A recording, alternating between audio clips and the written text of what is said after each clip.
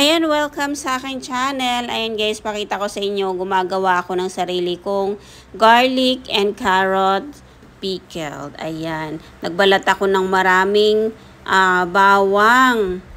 Tapos, nag-slice din ako ng carrot. Yung carrot ko is, in-slice ko ng manipis. Ayan. Kasi kung malaki masyado, yung whole, meron kasing maliliit na carrot na yung buo. Kasi sabi ko, matagal kasi siya mag-absorb pag ayan, may ginawa kasi ako dati, ayan, paubos na. Kaya, gumawa rin ako ng panibago. Ayan, maganda ang carrots at saka garlic sa ating katawan, guys. Ayan, 2 bote lang yung lalagyan ko kasi sakto lang ang ginawa ko para lang sa 2 bote. Ayan, ilalagay ko na siya.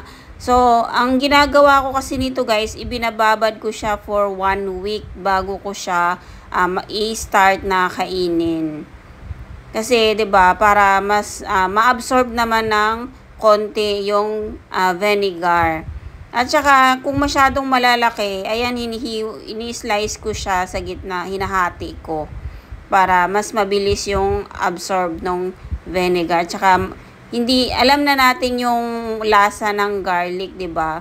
So, mas maganda talaga na i-absorb muna niya yung vinegar para hindi masyadong malasahan yung ibang manghang kasi ang garlic. Ayan, hinalo ko yung garlic at saka carrot.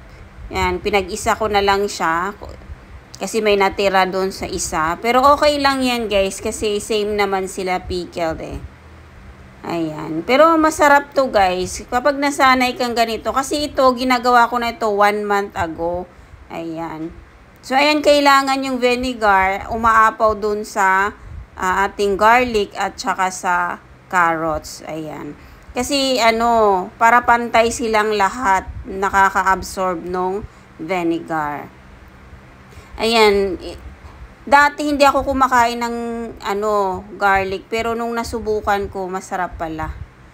Kapag nasanay ka. Kasi kumakain ako nito guys, twice a day, morning and night. So yan lang guys. Thank you for watching and God bless po sa lahat. Stay safe and healthy ang bawat isa.